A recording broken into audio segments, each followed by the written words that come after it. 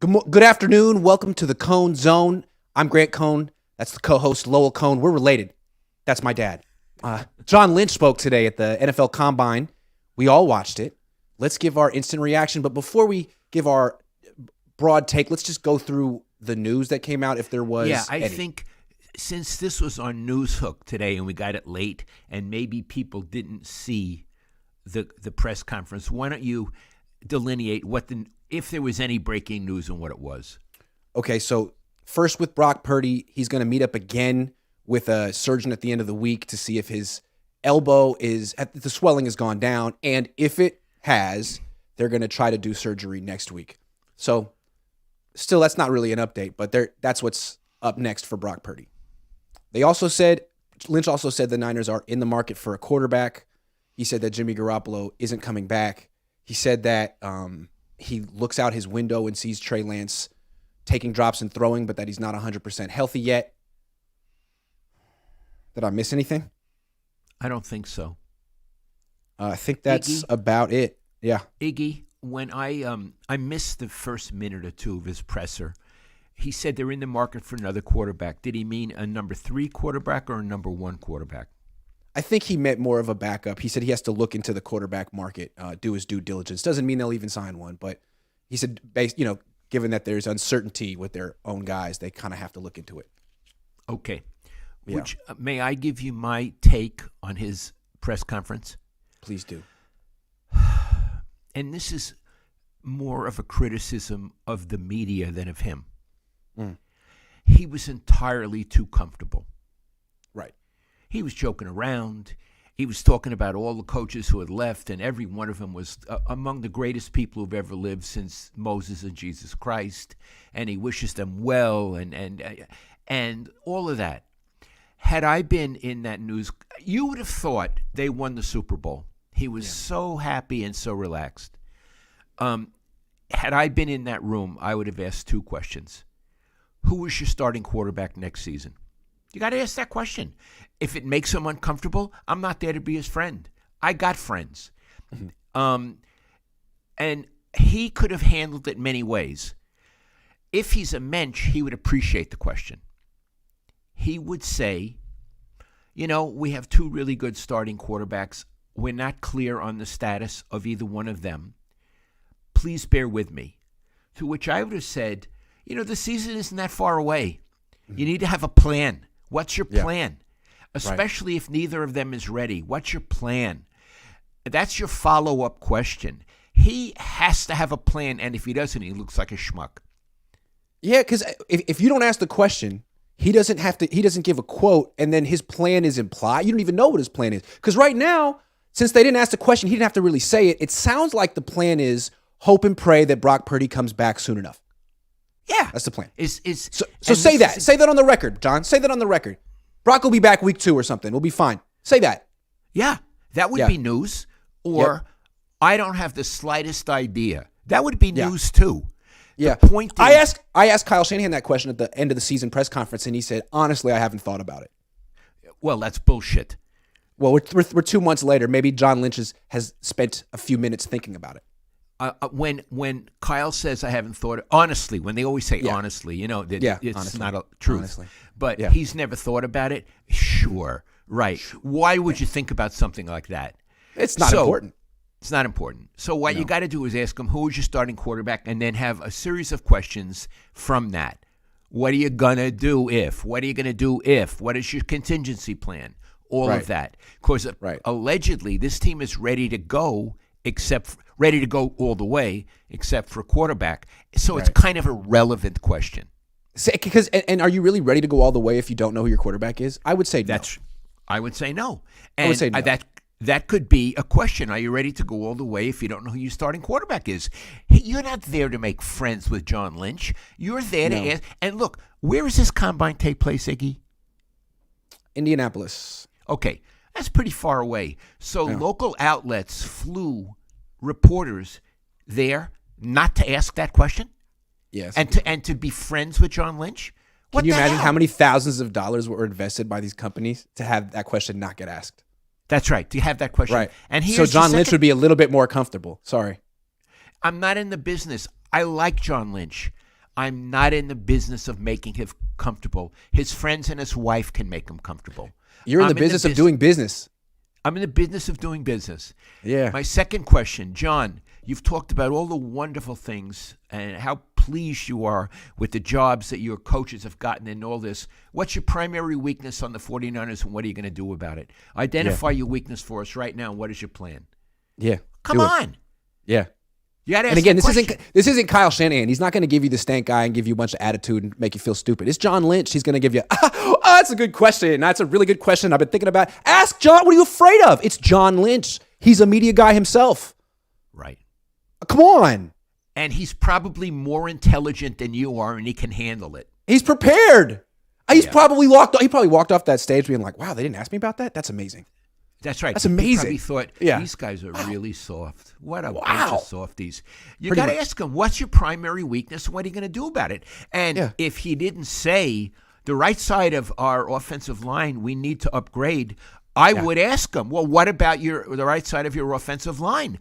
I mean, you try to get him in, maneuver him. It's like in boxing, you try to get the guy in the corner. Yeah. So you can deliver the left, right. You get him in the corner. You ask him your questions, your left and your right, quarterback and weakness. That's why you're there, not to say, oh, what about D'Amico? Who gives a shit about D'Amico? He's history. He's gone. Oh, he's one of the nicest. He had presence when he comes into a room. And what he's doing then, he's treading water. He's thinking, this is filibustering. easy. I'm killing time. I'm killing time. Yeah. Yeah. Now, go ahead. I want to say one other thing, Iggy. You say if you ask questions of that nature to Kyle, he gives you the stank eye. It would make me want to ask 10 questions like that. That's right. That's right. But I'm just saying, not all these writers. These are West Coast writers. Okay, they're not like you. They're not looking for a fight. But with John, there's no fight. There's no pushback. Like it's a green light. It's a green light. All I want to say is real quick. When you get John Lynch in the corner, what does he do? He starts touching his ear. He starts touching his ear. Starts touching his face. No, he wasn't touching his ear or face at all today. Got to get him touching his face.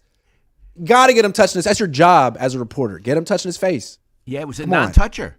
Non-toucher. He was too. He was like he had his shirt unbuttoned. He's sitting there like, hey, what's up, Dave? What's up? Like, come on, get out of here. Throwing out nicknames up there. Get out of here. He was throwing out nicknames? He was throwing out nicknames. Come on. Who did he call? Dave. Who's Dave? I don't know. He knows Dave, but you don't even know Dave. I don't even know Dave. So he's comfortable. There was more, though. Yeah. The thing about Trey Lance looking out the window, anytime John Lynch talks about looking out his window, to me, it's a kiss of death. He said it 3 times, and I counted because it's a ridiculous thing to say. Talk about looking out your window. He said it about D Ford when they were asking, is D Ford coming back and making progress? He's like, oh, yeah. D Ford, every day. Out, he's attacking it, and I see him. He never played again. Then last year with Kinlaw, we know what happened there, and now with Trey Lance. Oh, yeah, I see him out there taking drops, throwing passes. No, he's not 100%. And I know I haven't seen a limp per se, but I'm really encouraged. Like, you haven't seen a limp, so there could be a limp, but you just choose to not, or you just may not. Like, that wasn't great. The window, the office window. Well, we got to talk about that. We'll call it a room with a view. Oh, man. A room with a view. When he invokes the room with a view, you know there's a potential problem.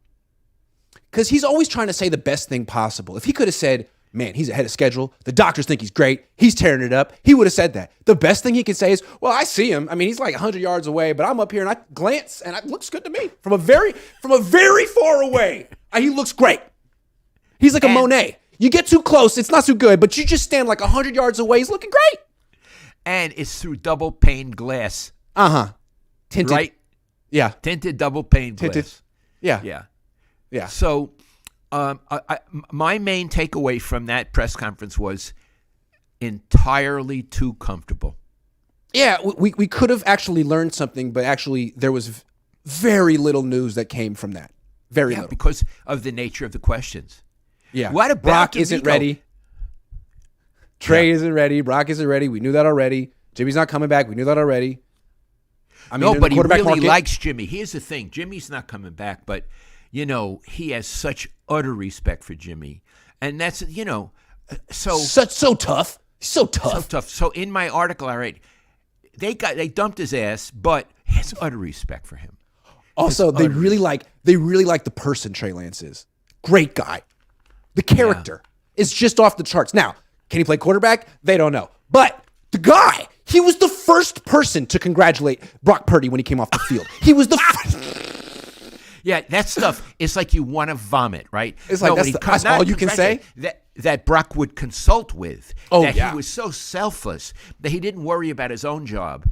He really wanted to help Brock. First of all, I'm not sure if that's true. Second of all, who cares? Who cares? It's a results business. Yeah. Who's your quarterback? Yeah. I know. Iggy and Lowell are haters. I should have been in there and saying, John, you guys are doing a fabulous job. For a team that never gets to the Super Bowl, you're the best team I've ever seen. Oh, I know you get to the Super Bowl, but you lose. So if you're a team who can't close the deal, I've never seen a team this good. And I really want to congratulate you.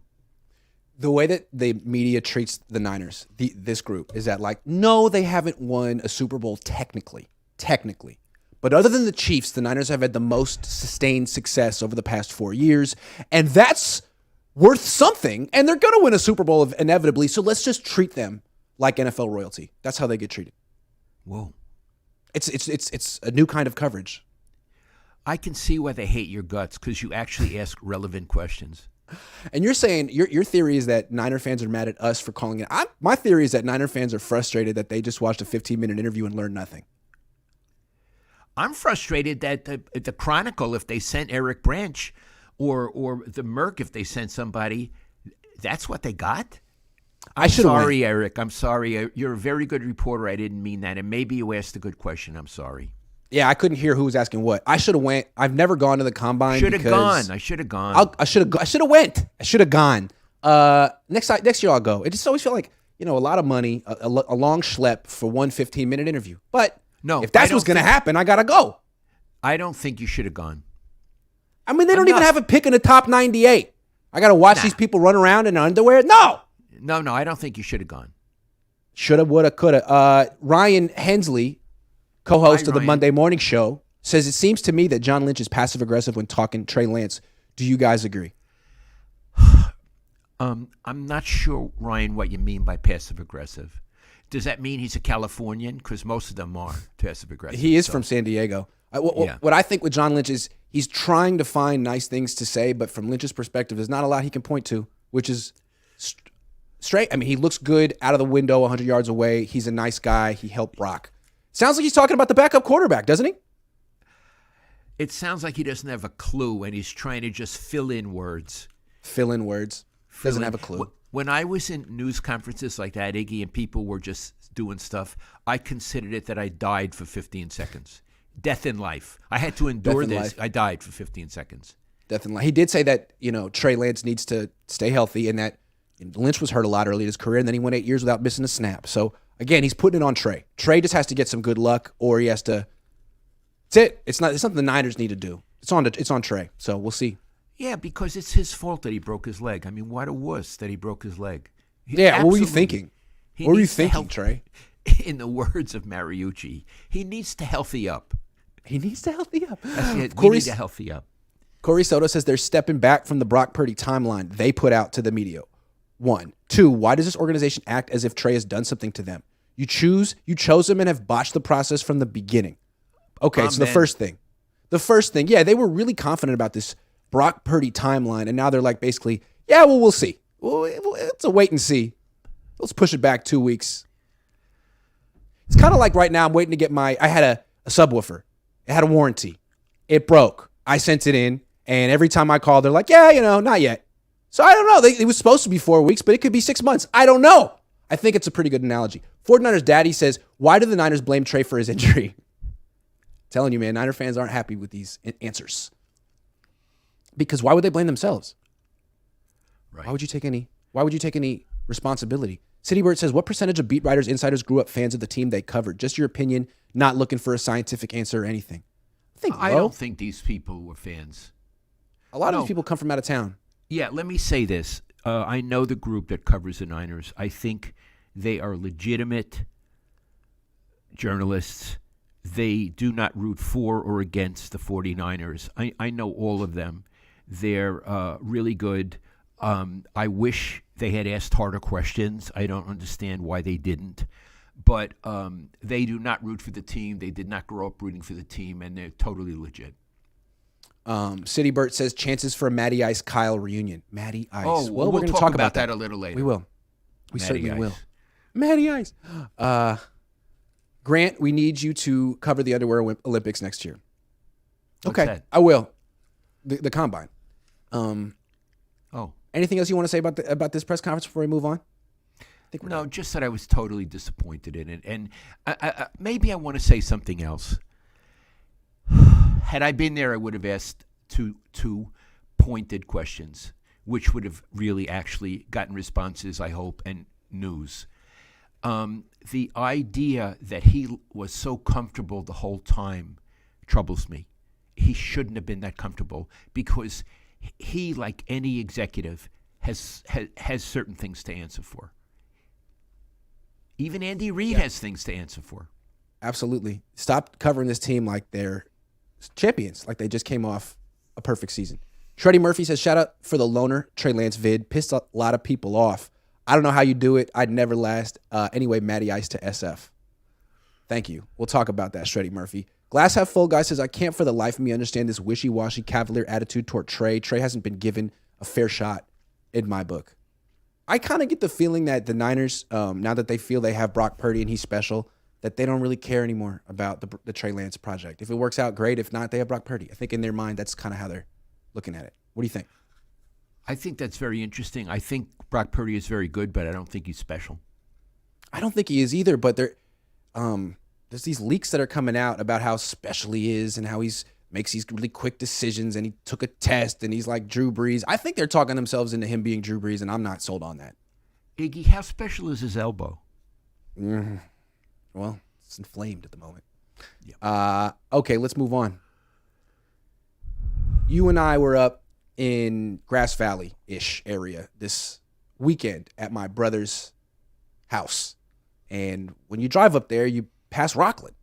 And you went, I've never covered a training camp at Rockland, but the Niners had their training camps there from 1981 to 1997, Dad. It's kind of an interesting timeline. Yeah, Seems that I all like five of their Super Bowl victories started with a training camp in Rockland at Sierra Community College. Sierra College. Yeah. I have to say, I covered, when they were there, every one of those training camps, and it was really special. First of all, what was special? The team got away from the Bay Area. They lived in dormitories. The players, Joe Montana, they lived in dormitories. They ate in the cafeteria. There were no students around at that time. That was the deal. And I don't think it's a coincidence, Iggy, that that's the 5 Super Bowls. And they got out of town. They weren't, I mean, now the Niners stay at the Marriott around the corner, but they were out of town. It was like a sleepaway camp. It was like what the Niners do for like a few days during the season. Yeah, and they bonded, and cliche, they became a team. Right. Became a team. And, you know, the Niners been talking about this quest for 6. We talked about that last week. And, you know, they always start slow in the season. They don't really do much. They have a training camp at home. They don't play their starters in the preseason. They come out real slow. And they don't really figure out they don't really become a team until October. They're not really a team until October. Well, the whole idea of going to Rockland is to become a team in August. Right? And they did. I mean, they did. There was things I'll never forget. Joe Montana, one of the guys, remember, they didn't have computers. They had a playbook, and it was sort of like a scarlet-colored playbook, a binder. Everywhere I saw Joe Montana, in the mess hall, walking around, he had the book. It was like an appendage, and he was studying it all the time. There was serious work that got done there. I'm not saying they don't get serious work done in Santa Clara, but it's different. I used to remember Bill Walsh used to go he lived in a dorm also. He had a suite in a dorm, and he used to go, he had a bicycle. He used, with those thick balloon tires, Iggy. Mm-hmm. I think he even had a little bell. A little beach cruiser. Like you drive around Venice Beach, yeah. And he used to drive around, and if I was walking, he'd stop and he'd, lean over on his bike, and we'd talk. It was very casual. You really got to know the players from a media point of view. It was phenomenal, Iggy, because you didn't have to say, "Could I get into the locker room?" They were there. Now, theoretically, you weren't supposed to eat with them in the dining room, but everybody was together. You talked to everybody. Everybody was cool. Dwight Clark, he's walking out to the field after lunch. "Hey, Lowell, walk with me. What's going on?" Iggy, from a media point of view, it was heaven, and it created a team in August, as you said, not in October. And I think it's probably easier for the team because they don't have to move equipment to stay in Santa Clara. But there was something to be said for going to Little Sierra College and winning 5 Super Bowls. And I'm sure the players don't want to do it now. The players are super rich, and that's Sierra College. But what the Niners do now is they ease into the season. That's not the way to set the tone for a Super Bowl victory. It's just not. If you want to win the Super Bowl, why not you set the tone immediately and get ahead of the rest of the league in August? Again, that's the goal. Otherwise, you're not going to be the number 1 seed. You're not going to have the bye week. You're not going to have home field advantage. I agree. What they do is they enter in the shallow end, not the deep end. They just put their big toe in. Yeah, it's like, ooh, that's too cold for me. Why don't we just ease in and we'll get used to it. Freaking dive in August. Go to Rockland. It's 2 hours away. Yeah. So man, absolutely. What I wanted to say was, do you have any good stories from when they were back at Rockland? I want to tell my Charlie Young story. Okay, cool. Charlie Young was a hell of a tight end. He is from the Central Valley. He lives up in Seattle now. And he went to SC. So one year, and I don't remember which year because there were so many of them, they were going to move him out for Russ Francis, who was another hell of a tight end. And Charlie was pissed. He could see the writing on the wall. And so I said, "Charlie, could I do a little article with you?" He said, "Sure, Lowell." It was, Iggy, it was so simple in those days. You didn't have to go to the PR guy. "Charlie, got a minute?" So Charlie says, "Lowell, there's a stream down here. It'd be nice. It's a hot day. Why don't we go sit by the stream?" I just love Charlie Young. Yeah. So we're sitting on the rocks, and while we're chatting, I happen to see a crayfish on the rocks. Probably in Louisiana they'd call it a crawdad or a crawfish. And so I said to Charlie, "Oh, Charlie, look, there's a crayfish." He goes, "No, Lowell, that's a lobster." So I said, Charlie, I don't think you're right about that. Lobsters, as far as I know, are saltwater animals, and crayfish are freshwater animals. That's a crayfish. He goes, No. That's a lobster. So we had this debate, and a large part, if not all of my column on Charlie was a debate about lobster crayfish. And he was really serious, okay? Uh-huh. After the article came out, and I saw him X number of months later, he comes over. "Hey, Lowell, how you doing?" I said, "Hi, Charlie." He goes, "I know it was a crayfish. I was just messing with you." And Iggy, it was like that, okay? It was like that there. You could go and argue about whether it was a lobster or a crayfish with this fabulous tight end. And I want you to know something about tight ends. I got something to say. I first met Charlie Young when they were training in Redwood City. They weren't in Santa Clara. I lived in Palo Alto at the time, and I went out. I stayed late because you could hang around the locker room afterward. I used to hang around in the locker room and talk to Joe, Ronnie Lott. So it was dark.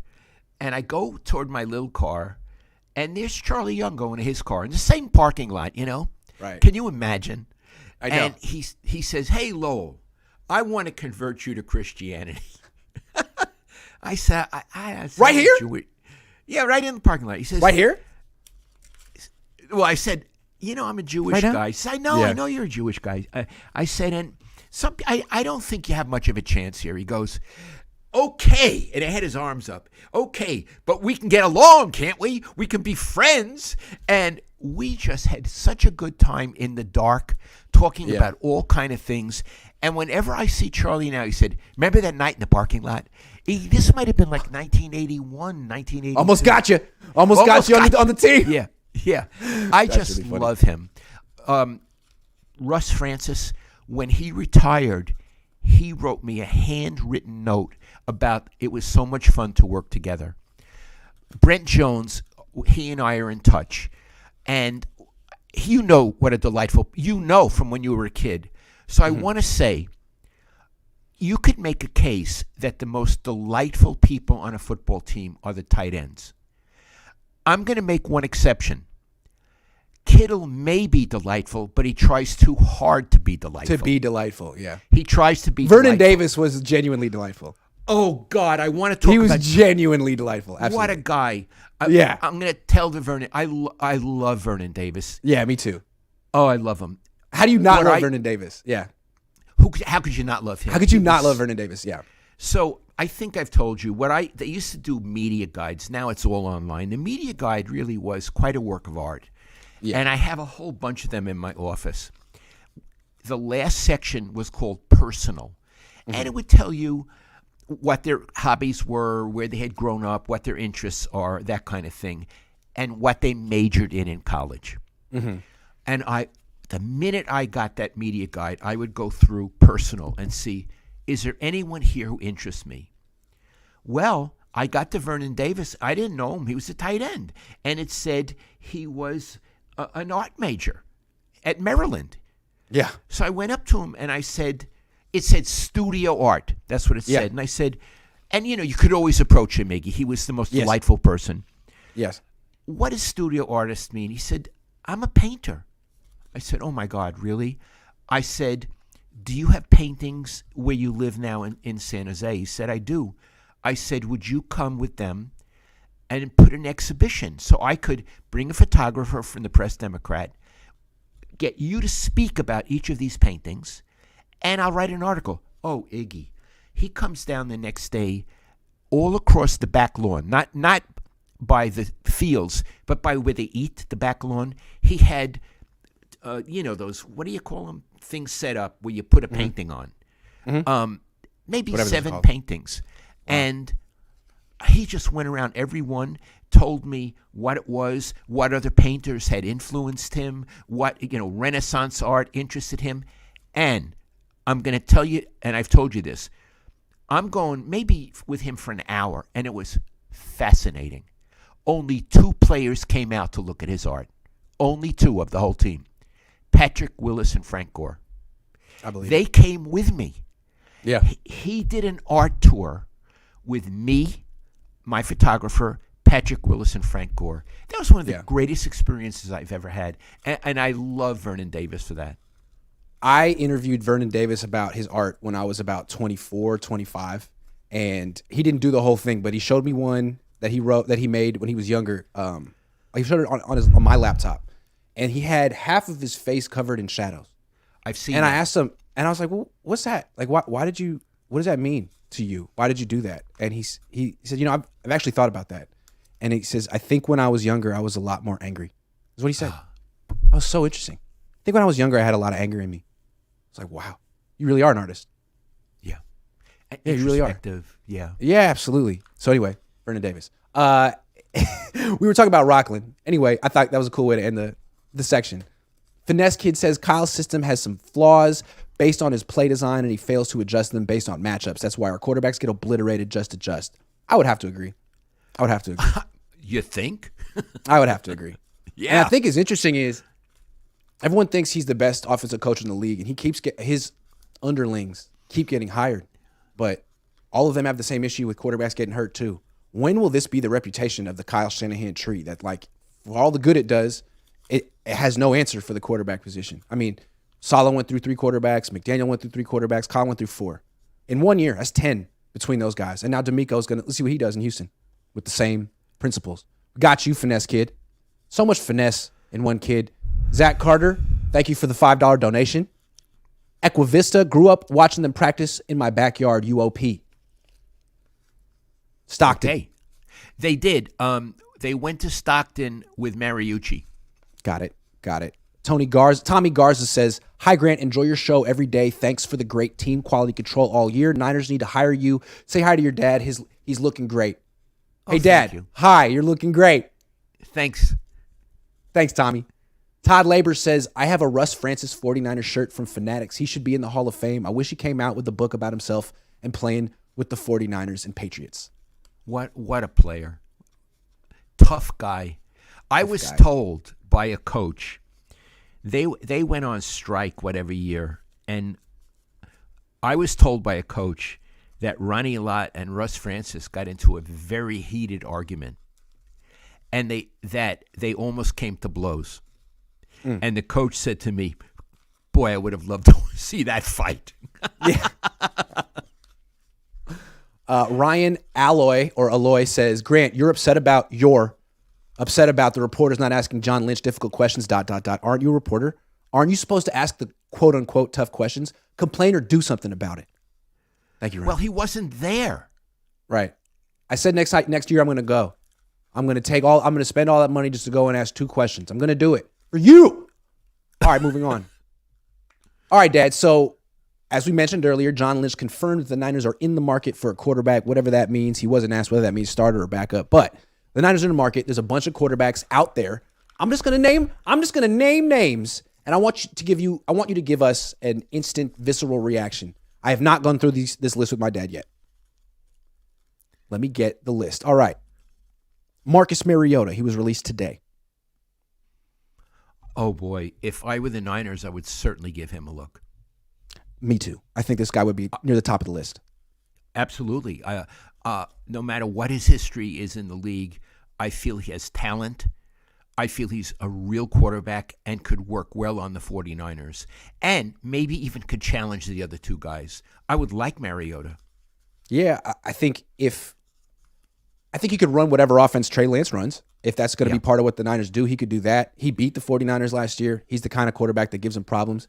He's mobile. I think you have to have a quarterback with some mobility. He's young enough. I think he'd probably be cheap. That would be interesting. Yeah. Marcus Mariota. I would be very interested in him. All right. Carson Wentz, released yesterday. I think he's through, Iggy. I think he was... Yeah, what happened to him? Yeah, I think he was very promising earlier in his career. He's had injuries. I would say you don't touch him. And if you disagree, please tell me. I like the idea of Carson Wentz. You know, he played well against the Niners this year in relief. He beat him the year before. I don't follow his career, but every time I see him play in person, I'm like, man, I think he's pretty good. I don't understand what's going on with him. If he would sign a very cheap contract, like if he was okay with a 1-year contract with like $2 million in incentives, I would say give him his chance, but it does kind of seem like he's entered journeyman status and pretty soon he's going to be out of the league. I don't know what happened.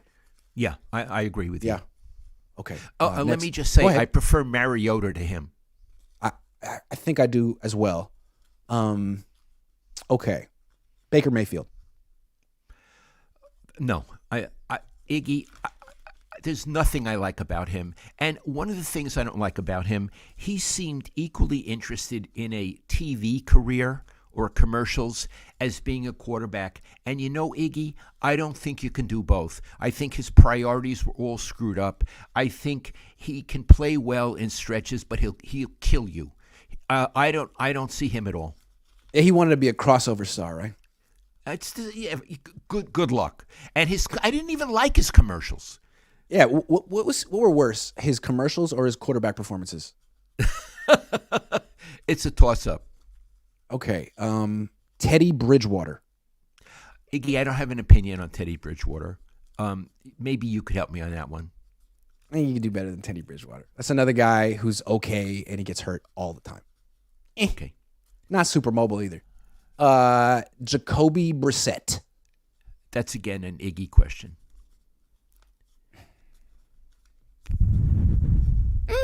I mean, is he better than Jimmy Garoppolo? I don't even know. Sure.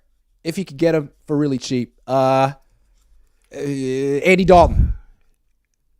Oh, I can't stand to watch him play, Iggy. He's so bad. Oh, God. He's awful. I think if you get Andy Dalton, you've put up the white flag. I agree. I can't. I would have to agree. He may be that. the nicest person in the world. God, I can't stand to watch him work. He's awful. So I'd say no. What did Bill Walsh say? He's just good enough to get you beat? Yeah, that's what he said about Steve DeBerg. Okay. Matty Ice. Under no circumstances. I got to say this, okay? You're laughing. Under no I circumstances. love how much you dislike Matt Ryan. Go ahead. I want to say, Matty Ice, my tush. Iggy, the guy's a loser. Yeah. And when he wasn't on a good team, the guy's a loser. The guy is a sack machine. Sack me, sack me, sack me. He's so slow. Oh, he's so slow. He's so slow. And he has that pained expression when he comes off the field and he throws a pick or he got sacked of moral outrage. Like somehow the universe conspired against him. Let him down. Yeah. No, you don't want him. No. Of all the ones you've mentioned, he's, for me, the worst. I would take Carson Wentz over him any day of the year. I would too. I don't see how you look at the quarterbacks who are in the top 8, in the final 8 in the in the playoffs. They're all guys in their 30s who could move around. You want to bring in Matt Ryan at 38 years old in 2023? Are you paying attention to the league? Now, I think it could happen, though, because he knows Kyle's system. But anyway, that's not what we're asking. We're asking your take. Yeah, but hold on. I love to talk about Kyle's system. Yeah. What do you want? The best quarterback or a schlemiel who can do your system? If you want the best quarterback, change your system a little. Don't get Matty Ice. If the best quarterback doesn't fit your system, doesn't that mean there's something wrong with your system? Right. Your quarterback should be friendly to the best quarterbacks in the world. Your system should be. Yeah. And the thing is, Kyle's system is old. It's old school. It's a throwback. It's under center. It's 1990s football. If you watch college football, no one's under center in college, or very few teams are. They're all in the shotgun. So he already is working against the grain, looking for players who aren't necessarily doing the cutting edge stuff in college. So his scheme is very specific, and it doesn't fit all the athletes or the best ones. He's just looking for the smartest quarterback out there. It's like he should play it, the position. Maybe he thinks he could. Hey, Iggy, is he at the combine? No, he didn't go. Do coaches? I didn't see. He didn't go. I didn't go. He wanted to hook up with you and have some drinks, right? Yeah, he wanted to spend more time with his family. Do coaches usually go? Yes. You don't have to, though. I think a few didn't this year, and he's one of them. He didn't go last year either. Well, look, when you've got your quarterback situation settled the way he does, and you're on top, why would you have to go? Yeah, why would you want to interview these other quarterbacks and all that? Yeah, I agree with that. No, there's no need. And plus, he can get Matty Ice. What is Ice? Is Matty Ice the worst nickname ever given to an athlete? Ice. And the most mean that he's inappropriate. Cool under pressure? Yeah, like he folds under pressure. Yeah. He's just a puddle. There's no ice. He's Matty Puddle. Matty Puddle. Iggy, that's a good one. Matty Puddle. He just melts. What are you talking about? Yeah, Matty Ice. Watch him melt. I'm melting. Cabarojo says the Sierra College point is spot on. I went to school there, humble campus. Coming strong out of the gate would help with the early season injuries too. Yeah, I feel like the Niners are too focused on the end of the journey. They don't even know where to begin the journey. It starts in Rockland. Yeah, I love it. Let's move back to Rockland. Baby. Philip, now, if they did that, I'd have to how did you cover that? Did you I stayed up there at a hotel. Stayed up there. See what I'm saying? Ira Miller and I would go up there at night. Listen to this, because they have a baseball field there, Iggy. The writers would play softball. We had a good time. So you would spend 3 weeks away from home every August, and I don't remember this? No, I wouldn't spend 3 weeks. Maybe Ira would, but I'd go for a week. Oh, got it. Of course. Softball, and sometimes we drive into Sacramento's close, get a nice meal at Biba. Philip Wilson says, I like the idea of Wentz out of the NFL. Yeah, that'll happen pretty soon. He seems like he's deeply disliked, and I don't really understand why. Bring back Josh Johnson, says Philip Wilson. Yeah. You know what? I have all the respect for Josh Johnson. Me too. If you can't bring in Mariota, gotta stay with Jimmy. There's a certain logic to that. I do think, and I could be wrong, you need to have Jimmy away from that team. You need to stop leaning on Jimmy. You need to move on. That's my gut feeling, and I think that's how Kyle and John feel. I think so. Also, the guy's gotten injured 3 years in a row. Maybe it's time to move on, although maybe that's their fault. Dad, I think it'd be fun to go through our favorite 49ers that we've ever covered, since it's kind of a low period in news, and this is a fun time to sort of sit back and take stock. Okay. So who are some of your favorite players you've ever covered? Favorite? Yeah, meaning we have another category, the most interesting. Right. And this would be guys we like the best. Yes. Okay. I'd have to start off with Ronnie Lott. Yeah. Ronnie Funny, you Lott, start with a safety. I was going to start with a safety too. Go ahead. Okay. Ronnie Lott, God, what a player. And God, did he hit hard. Yet, when he would sit in the locker room, and again, at the end of the day, he and I and maybe some other people would just sit and talk, and it wouldn't even be about football. He was he was the sweetest guy. He was always very solicitous of me and even had an interest in what I was doing. I always felt better when I talked to Ronnie. It made my day. I remember, a lot of the Niners got traded to the L.A. Raiders. Al had this thing about getting Niners, and Ronnie was down there, and lunchtime, I wanted to interview him, and we just went around the side of a building down there. He brought a brown bag lunch. He's sitting and eating his lunch, and I'm interviewing him. It was just so casual and so nice. Roger Craig, on the other hand, was on that team. He was there that day. He said, "No, Lowell, call me at night. You could interview me on the phone." I thought, interview you on the phone?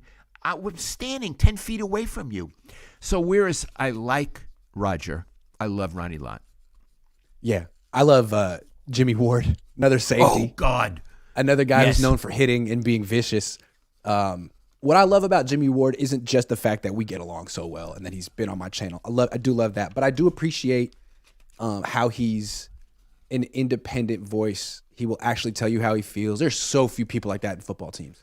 Now, most players, you can hear them getting edited by the coach as they talk, on the record, off the record. Jimmy Ward doesn't care. I've always loved that about him. He's a nice guy. He's a good teammate. He's professional, but at the same time, he has his own perspective on everything. I love that. Love that. There should be more Jimmy Wards. Yes, and if you want to know the truth, if I were covering this team, the first player I would want to connect with is Jimmy Ward. Yeah. I would be fascinated by Jimmy Ward. Yeah. And Iggy, I think he's fascinated by you.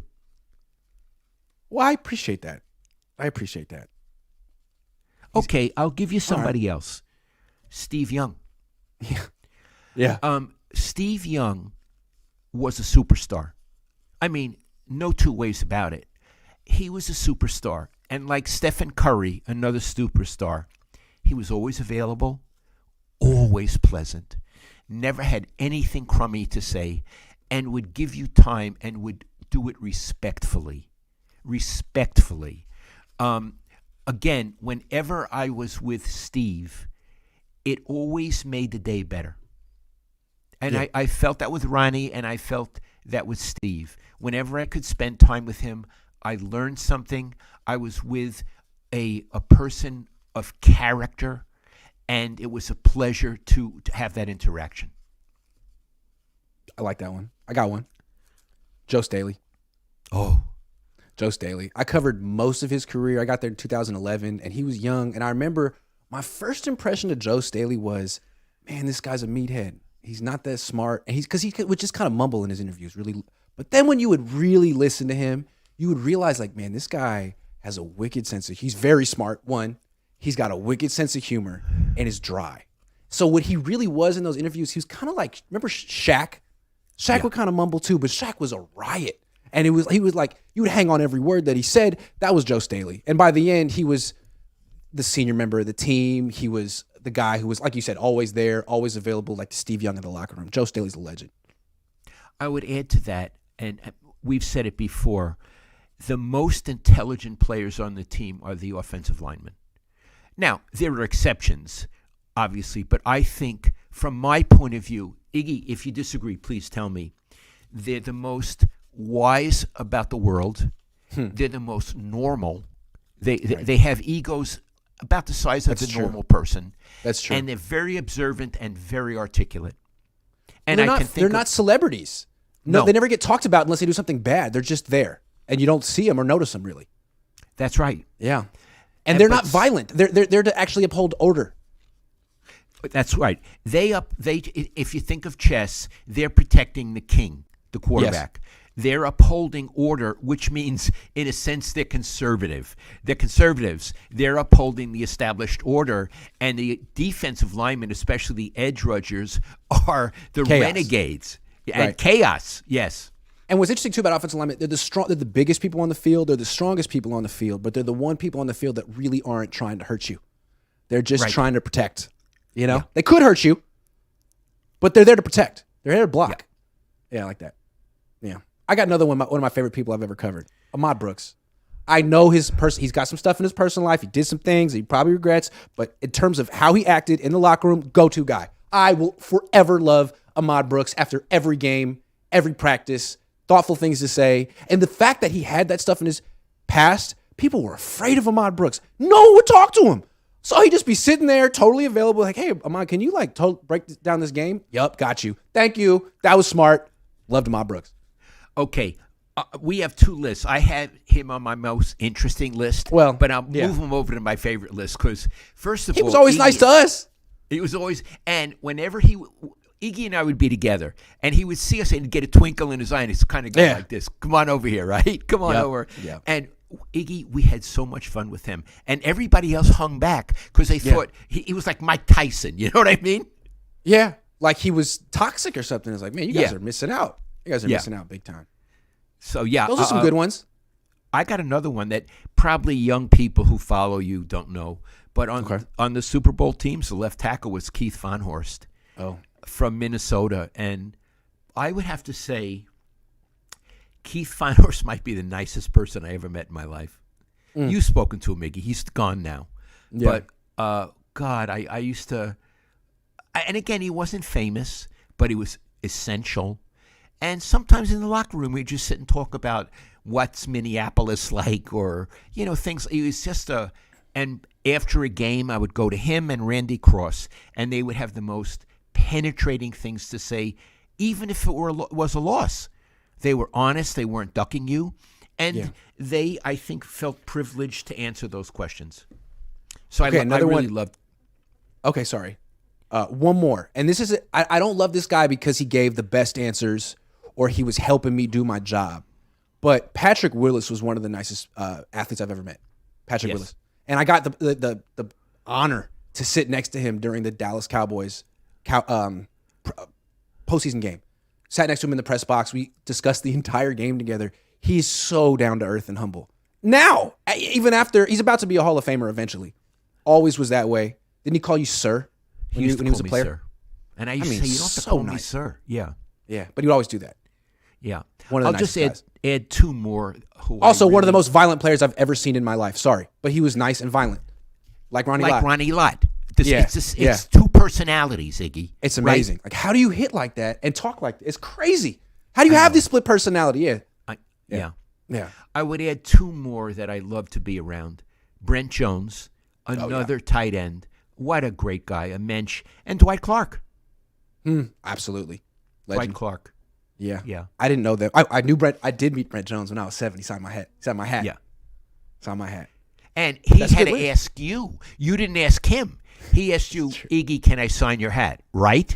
That's true, because I was there to meet Steve. Steve gave me an autograph, and he was like, well, do you want Jerry Rice's autograph too? I was like, oh, blah, blah, blah, blah, blah. Yeah. So he's running around trying to find Jerry Rice, and then Brent Jones comes over and is like, whoa, what? Well, you don't want me? Yeah, I can't sign the hat? Am I not famous enough? I was like, oh my God. It's crazy. Yeah, that happened. I love listening to Brent Jones on the radio too. He's so enthusiastic. He's just like Steve. He still feels like the Niners are his family, and he wants to give advice to help the team as opposed to Joe Montana, where I don't know where he's coming from, where he talks about the Niners half the time. But anyway, that's neither here nor there. I want to say one other thing about Steve and Brent Jones. They liked the media. Yes. They understood what we do. Yes. They enjoyed it, and they liked to participate. Yes. As opposed to a nudnik that we're going to get to in a minute, who was awful with the media. But for whatever it was worth, those two guys, and I'd say Ronnie too, really love Yeah. to be with the media. Now that you put it that way, I got another person to add to this list. John Lynch. Now, he didn't Okay. get pressed today, but John Lynch has been very good to me on many Yes. occasions. I very much like John Lynch, even though he's not a love player. it. I knew him as a college player, and I thought he was terrific. I Yeah. enjoyed spending time with him. I admire. He never gets angry at a question. No. Never. He's got tremendous poise and a good nature. I got one more. He started off as interesting and then finished off as favorite. I love Jim Harbaugh. Not because he loves me, but because of how much he loves and respects you. And that developed over about 3 or 4 years. But I saw him a few months ago, and he gets this look like, how's your dad? How is your dad? Would you tell him I say hello? Would you tell him? It's like, man, I love that guy, Jim Harbaugh. Yeah, we came to really have what we learned about Jim. Iggy and I really asked him the most difficult questions. Iggy Yeah. would actually ask real football questions because he Right. knew stuff. And not only didn't he mind, he hoped we would because Yeah. he's very competitive Right. and he wanted there to be drama and fireworks in the room. Right. Head-to-head competition. Iggy, could you tell him the time you asked about the lookie? Oh, yeah. It was after a game when Vernon Davis had 0 catches. Vernon Davis was the freaking man. 0 catches. And from my perspective, that's on the coach. Like, you can't let your best player get taken out of a game. So instead of saying the next day, hey, Jim, how come you couldn't get the ball to your tight end? Which is a question would piss him off. Yeah. It would piss him off, and it's a question any reporter could ask. I tried to speak his language, and I was saying, Jim, since your days going back to San Diego and Stanford, you have specialized in getting the ball to tight ends, whether it's on, Y stick plays or Y stick lookie plays, or it's like, why didn't you call those concepts in this game for Vernon Davis, who had 0 catches? And he's like, I did call Y stick. Didn't call the lookie, but I did call Y stick, and I'm glad that, hey, good question. At least we're talking the same language now. Ever since I did that, we got along. Ever since I did that. He was like, and I went back, he did call the stick. He called the stick. I think Alex Smith didn't throw it. He was open, called it one time. So I got it. Ever since then, it's like, at least this, I think from his perspective, so many reporters try to take shots at coaches without knowing a damn thing about the game. At least this one reporter did some homework.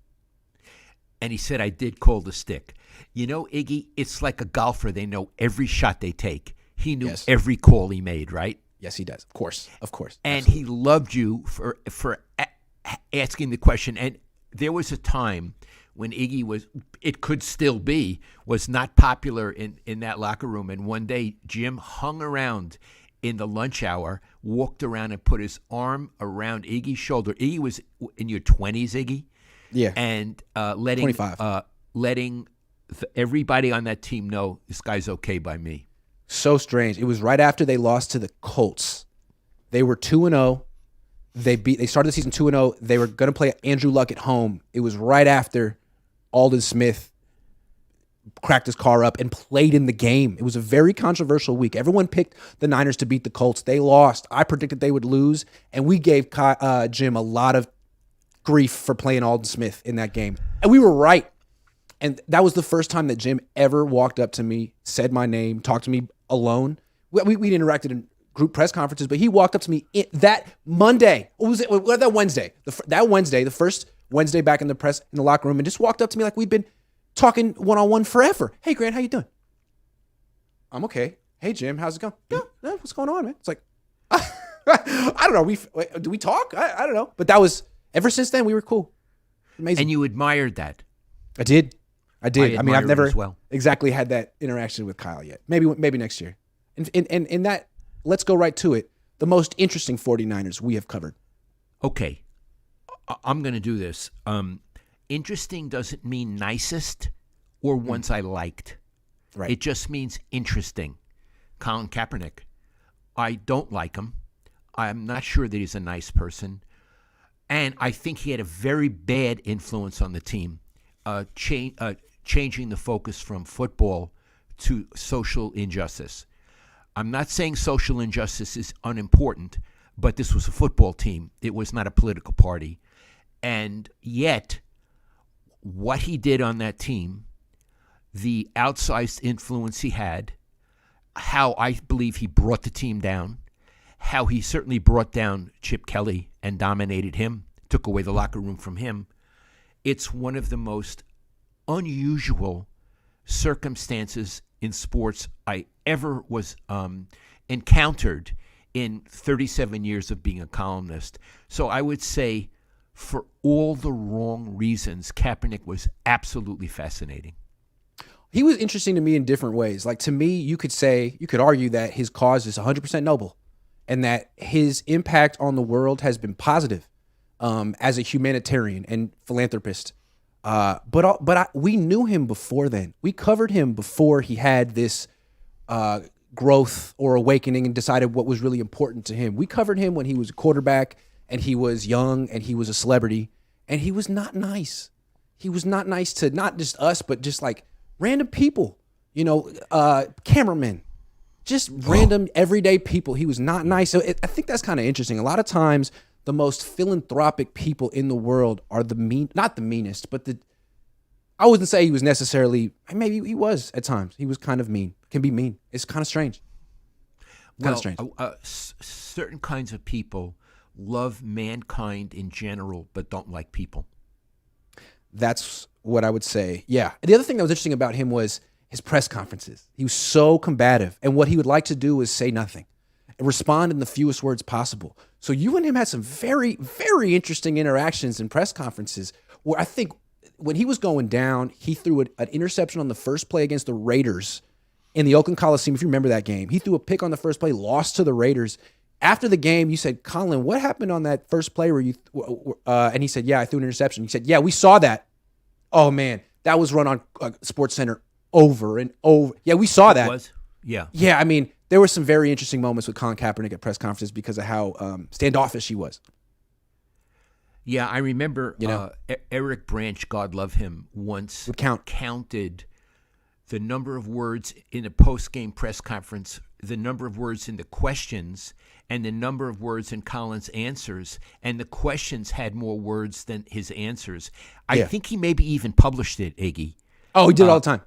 He did, and I have to give kudos to Eric Branch. It's a scream, and it showed what a jerk. What a jerk. I don't know why he was such a jerk, man. And then you look at a guy like Trey Lance, not a jerk. Brock Purdy, not a jerk. Jimmy Garoppolo, not a jerk. Like Alex Smith, not a jerk. Why did you have to be a jerk? Because it's clearly there's a good person there. You do good things. You've now rededicated your life to really helping people who need help. Great. Why were you mean to that one cameraman that one time who was just doing his job? You know what I mean? I don't understand that. But he was a kid. People grow up. I don't understand. But here's what I want to say. Yeah. He was so crummy to the media, me included. I don't like him. Now, if we were to meet under other circumstances and he were to be a nice person, a grown-up, I would be open-minded. But my feeling about him now is I don't ever want to see his face. I don't think I will. Other people were interesting. Well, Kyle Shanahan, to me, it might be the most interesting person I've ever covered. And I feel like the relationship we have is almost like Howard Cosell and Muhammad Ali. You know, I like to be although he's not a champion like Ali, but I like to be the no to Kyle Shanahan's yes. It's kind of fun. Well, if you're going to bring in coaches, I would have to say Bill Walsh. Quite interesting. Bill Walsh I didn't cover him. is the most talented coach or manager from any team in the Bay Area, any sport that I've ever covered, the most brilliant, the most intriguing personality, and although Bill and I sometimes didn't get along, I would use the word, it was an honor to cover him. Yeah. And you know what, Iggy? It was an honor to cover his life and his death. He allowed me and Ira Miller inside and to cover his death. He died with the dignity that I hope I have someday, and he was very honest, affectionate around that whole event. But I just want to point out, Bill Walsh never lost a Super Bowl, and he never lost a bowl game in college. Never. He was, his batting average was 1,000. He is by far the most interesting, and I would have to say I would put him maybe on my list of favorite people too. Again, in many ways he was not nice, but He allowed me so far in that I deeply appreciate that. And I guess my Bill Walsh would be Robert Saleh. I mean, Robert Saleh reached out to me when I first started doing Periscopes. 2018, he came up to me at a training camp and said, "Grant, I watch your Periscopes every day after practice. They're really good, really good. But sometimes you don't know what you're talking about. If you want to know what's going on, why don't you give me a call? Just call me up." It was so nice, and I was like, "Is this guy serious?" Like he changed my career, changed my life. Called me after my mom passed away. Most interesting and my favorite, one of my favorites, Robert Saleh. I've never met him, and he's one of my favorites. Yeah, I'll tell you somebody else who is interesting to cover. Again, offensive lineman, Bubba Paris. Bubba Paris is very bright, and he's a bit, I'm going to say, and I'm going to use this as praise, he's a bit of a bullshitter, but he knows that he's doing it, and he knows you know you're doing it, and you're getting a giggle out of it. Yeah. And I always had fun with Bubba. I think he's the sweetest guy. Again, whenever I would talk to him, he would make me laugh, and I would make him laugh. And it was an honor. He was eccentric. He used to drive Bill Walsh crazy because he never could make the weight that Bill wanted him to make. And now probably he'd be small for the position, Iggy, you know? Yeah. But I'd have to say, when I think about Niners, I think about Bubba very fondly. Anthony Davis. Me and him got into it. And he didn't stay in the league that long. I mean, he was one of the best right tackles in the league. He got paid and then pretty much quit, which is interesting. And I don't think he liked doing the media. There was a lot of things in life I don't think he really liked. Me and him got into it, but we got over it. We made up, and we always would smile at each other.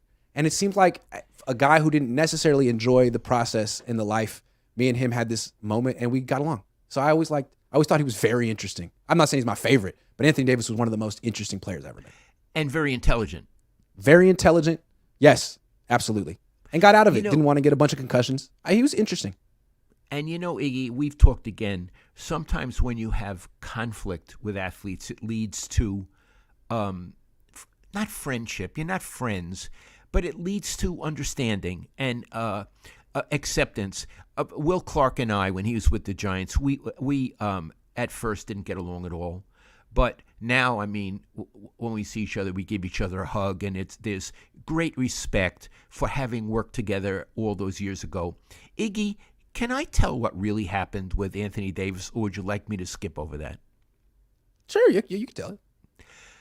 You had written, because you were writing for the PD, that he screeched like a girl? No, I didn't say that. I said, touchdown, he squealed. That's touchdown, he squealed. He did have a bit of a high-pitched voice, kind of like Mike Tyson. So I said, touchdown, he squealed. But that was it. Okay, what happened then? Someone complained that you wrote that? Oh, I posted it within 3 hours. He was on Twitter being like, this is unprofessional. How does this guy get a credential? And then he did a hashtag stop Cohn. It went viral. It was trending for 3 days. And he wouldn't stop. He was tweeting at me for 3 days. And I think finally, like 3 or 4 days later, we decided to respond. Okay, and it was my idea, and I got Iggy in trouble. Iggy, wasn't the PR guy pissed at you too? The head PR guy?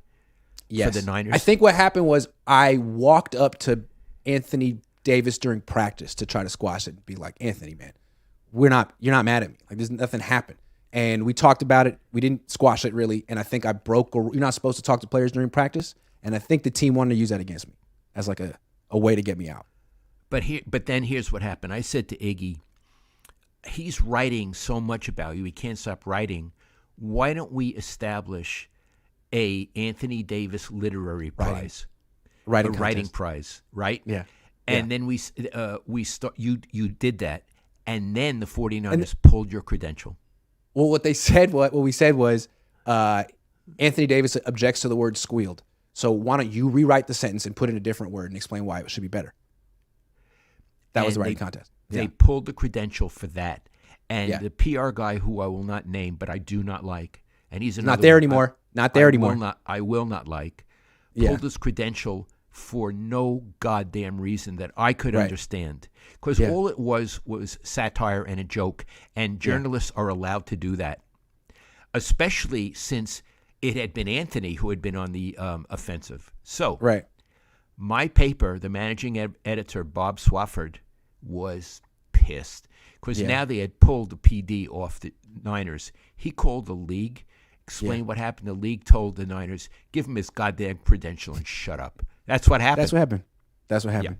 Good story. Another person that's extremely interesting, I got to say this, and I mean it, Zohn Kinlaw. Zohn Kinlaw is one of the most interesting people I've ever met. And I want to remind people, me and him and John Lynch had a half-hour sit-down discussion that's private, but it was one of the most interesting experiences of my life. So, Zohn Kinlaw, wish him all the best.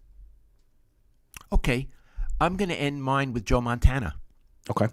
Joe and I have never been close.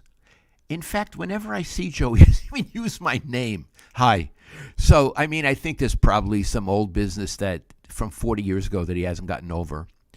But, wow.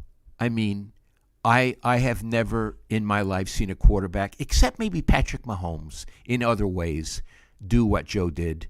And what was interesting was Joe may have been the most fascinating athlete I ever watched. But as a person, he was kind of normal. You know what I mean? He didn't act like the great quarterback. He didn't even ask you to treat him that way. He again had two personalities. The most exciting quarterback I ever covered, and this rather normal person.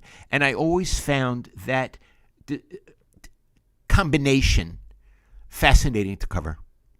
Yeah, so a few months ago, that day that Jim Harbaugh was at the Niners, we thought they were going to bring him down for an interview. Harbaugh. Bring who down? Harbaugh. So we're down before the game in the auditorium where they have the post-game press conferences. In walks Joe Montana, and we're not prepared for him. So he sits down, and we're all kind of trying to fumble in and trying to think of things to ask him. And so he's doing his interview, sitting there, and then Harbaugh walks in like 5 minutes later. He's standing there politely waiting for the greatest quarterback of all time to finish. But, I mean, with Harbaugh and Montana in the same room, and there's no question who had more presence. I mean, Harbaugh's like 6'4", and he looks like he's 7 feet tall, and Joe Montana's just like receding into the wallpaper. There's no presence. It was amazing. It's like, wow. The greatest quarterback of all time, and everyone's like, as you wrap it up, Joe, we kind of want to talk to Jim now. It was amazing. No kidding. That's what it felt Joe, like. That's great. That's what it felt like. It's like, wow. That's Joe Montana, and it's like, all right, that's enough. That's enough, Joe. Thank you. Whoa, that's so interesting. Very wow. Interesting. Yeah. Trying to think of other interesting players that we covered. Those are some good ones. Oh, Trent Baalke was fascinating. Trent Baalke's one of the most interesting people I've ever, and he's doing a pretty good job with Jacksonville, but man, the way he would line up the recorders on his desk, that was a little, so, you know, he would do a press conference, and the way it worked 10 years ago is everyone had a little recorder, and they would just throw them on someone's desk to get the audio. He would line them up. He would be sitting at the head of a room on a podium behind the desk. Yeah, he'd be lining up. It's like, wow, that is unnecessary. And then how arrogant he was early on, and then when things were going bad, all of a sudden he was talking to you, come up to you. How you doing, Grant? How you doing? Lowell's like, he was your best friend. You want to talk to me? Yeah. Wow. Because he wanted media support. It's like he was now throwing you a curveball, and you could see him gripping the seams. It's like, it's a little too late for that, Trent. I don't know, buddy. Yeah. I don't think so. But he was actually he was so funny. He was like just a scout. One time he took us out, the media, to Michael Mina, which is around the corner from the media room, and he paid for us to get burgers at the place. And I was sitting next to him, and I told him, you know, I ran track in high school. I actually ran a 40 time one time. I said I ran a 4.5, and he goes, 4.5 what? He really wanted to know what my 40 time was. 4.5 what? So, hey, can we tell the story about him and Colin Kaepernick in St. Louis? Oh yeah. Can you do it? This was, I think, 2013. They were on the way to going back to the NFC Championship. They were on the way to maybe it might have been the season after the Super Bowl. I think it was the season after the Super Bowl.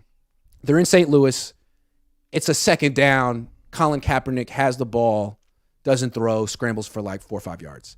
During the play, Trent Baalke, who's sitting behind me, I didn't even know it, stands up, slams his fists on the table mid-play and says, "Throw the damn ball!" Right. And as loud as he could in front of all the reporters.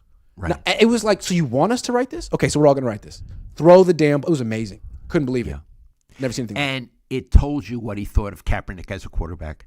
It just wasn't that one play. Obviously, he thought he's not decisive. He's not doing his reads. He's not throwing he's just running around. And remember, Iggy, they were near their own goal line. It's true. That's right. Now, I don't think he could do any better. I think that was Jim's guy. And Trent tried to bring in alternatives. You bring in Blaine Gabbert. He brought in Christian Ponder. Okay. But he was clearly not a fan of Colin Kaepernick, especially in like 2013. And that means he wasn't a fan of Harbaugh. Oh, we know that. Yeah. But that was a clear indication right there. Like, can you imagine what Harbaugh would have done if he'd known that? I mean, if Harbaugh was in the room, he might have punched Trent Baalke. That's right. He might have punched him in the face. Yeah. Anyway, that was very interesting. Très interessant. Chris Grove says, "I'm mad at you. I'm looking forward to my wife's breakfast sandwiches for dinner. On my way home from work, I'm watching you eat this amazing burrito. My dinner didn't even compare. Love you both." So, thanks, Chris. Sorry, Chris. Hope you guys all go check out Migriense. It's a great place. V.O. Walker says, "You and your dad are a gem for us Niner fans. Blessings to the both of you, and thank you." Thank you, V.O. Appreciate it. Stephen Pryor says, "How do you have a lot of respect for JJ, yet none for Ryan? Number 7 all-time in yards, number 9 in touchdowns. Did you see something with JJ last year that trumps that? Ryan would be a great vet third string." I don't think we meant it that way. I don't think we're saying we have a lot of respect for JJ so the Niners should sign him. I think we're saying we have a lot of respect for JJ and he can retire. And so can Matt Ryan. I would add, it's true that Matt Ryan has good numbers, but he's not a good quarterback now. Not a good quarterback now. In fact, he was awful last year. Chris Tellerico says, "Why would Jimmy want to come back? It's hilarious that he's finally the best option they have for a plug-and-play quarterback right now, and I can't imagine a world where Don Yee lets him come back here." Well, he'll just go to whatever. I mean, he'll just go to whatever team pays him the most. It's not going to be the Niners. I wonder how much he ends up getting. Kind of curious. Lowell and Grant, what goes through your mind every time Cap kissed his biceps? I wanted to puke. Yeah, that's another thing about Kaepernick that was so fascinating to me. He was the most narcissistic person I've ever met. Now, you covered Barry Bonds, who is on that level. But, man, the most narcissistic person who was generally mean to people around him became, like, the most famous philanthropist of my generation. It's just amazing. It's just amazing to me. Wow. Gizmo Maltese says, "But Kaepernick did get voted by his teammates for the Len Eshmon Award, so he was admired by a lot of his teammates. Also a good record off the field." It's true. He never got in trouble off the field, and a lot of his teammates did admire him, which made him even more interesting. Kinlaw was a bust, worse than Solomon Thomas. Looking that way. Obi-Wan says, "Do you think the media went after Cap as hard as they did because of their relationship with him prior to the protest kneeling?" No, I think it was only very few of us that knew that sign of Kaepernick, and I think even a lot of people that experienced it gave him the benefit of the doubt in the Bay Area. I'm telling you. I think a lot of people just didn't like what he stood for, or what he did. Okay, but I want to be honest about this.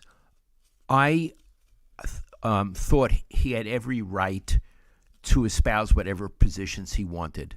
I do. I just don't think he had a right to do it in the 49ers locker room. Yeah. I don't. And I can tell you, and I've said it before at the beginning of every training camp, Bill Walsh would gather the Niners together and say, "We're a football outfit. In our locker room, we don't discuss politics and religion. If you start doing this, I'll ship your ass off to Buffalo." It's 53 players. It's hard to get them all pushing the same direction behind one cause. There's nothing more divisive than, anything that's not football. Any type of social issue is extremely divisive. Understanding it trumps football, that's why it's tough to bring in the locker room, because all of a sudden football's secondary. And then you're 2-14. So I'm not saying it's Kaepernick's fault they were 2-4. The team sucked anyway, but it's a culture. The first thing Kyle Shanahan and John Lynch did was they didn't bring him back. Maybe they should have. Maybe he was better than Brian Hoyer, but they were trying to change the culture as making it a football first team. And for the last 6 years, it has been. Yeah. To their credit. To their credit. Cap kissed his tats because of the hate of them. That's true. He was always very self-aware in that sense. He got a lot of blowback for that. Now, a lot of quarterbacks have tattoos. That wasn't the issue with Kaepernick. Tattoos were footnote. on who he was as a person. Anyway, that's enough. Good show, Dad. This was a lot of fun, Iggy. Thank you. It was a lot of fun. Thank you very much, everyone, for watching. Dad, I love you. I love you, Iggy. I'll talk to you in a few minutes. Talk to you in a few minutes.